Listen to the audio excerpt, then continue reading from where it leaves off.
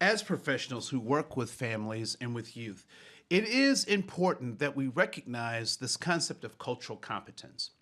And one thing that you'll hear repeatedly through these sessions is the relationship between context and culture. All too often, we've gone to diversity trainings or sensitivity trainings, even sexual harassment trainings, and they've taught us the do's and don'ts about how to interact with others. Do this and don't do that. Be mindful of this and don't think about that. Right. And one of the things that I have found myself is that many of those trainings have been wanting, that they have been found wanting. They've missed some important crucial pieces, and that is the context. And so as we think about cultural competence, we have to think about the context that cultures are developed in. And so we'll spend some time talking about that. But more importantly, cultural competence is less about those do's and don'ts and more about understanding our own selves first. Know thyself. And so when we think about that, some things that should come up for us is the power and privilege that we have, right? So many of us have been born into privilege. So I am a cisgendered African-American male. I have I don't have a felony.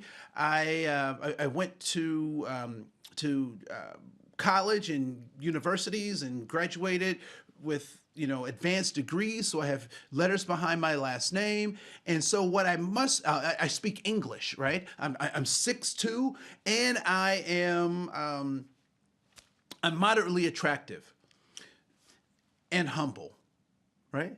So all of those things are privileges. Some of those privileges are things that I was born into. I didn't have any control over. Some of them were things that I aspired to, I worked towards. And so I have privilege. And as much as I have privilege, I want you to think about what are the privileges that you have and might they look differently given different contexts. So there's a concept of white privilege that people like to talk about. And I think that's a great way to kind of think about that, but I don't want to limit the conversation to just talking about white privilege, because in a number of systems, we all have privilege, but it's the context that determines how our privilege gets turned into power. Power is the ability to do work.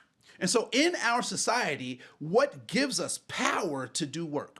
For many of us, it is our racial group, our ethnic heritage, our socioeconomic status, our education, our ability to speak a language or multiple languages. These are things that give us power. And so when we think about diversity, we think about equity, we think about inclusion, and we think about cultural competence, I really want us to think about in what context do I have power, and in what other contexts do I not have power? And more importantly, how do I use my power to get things done? I would suggest that humanity, that this idea of power and privilege could be used for our own purposes. But I would submit to you that our humanity is not measured in how we collect things for ourselves, but how we work those things in the service of ourselves and in others. An orange tree is, if we took those oranges and we fed it right back to the root of that tree, it would die because the fruit is for others. It is not for the tree itself. And so when we think about our power and privilege, are we using our power and privilege to empower other people, to give them the fruit? Or are we trying to feed it back to ourselves and get all that we can from our own power and privilege? So when people talk about this idea of white supremacy or white privilege, I understand where they're going with that conversation. I would suggest that if we can shift just a little bit, we can actually get to something that is more dynamic or at the root of even white supremacy or white privilege, and that's white primacy. Right? The idea that my existence is primal and everything else is deviant from my primal existence.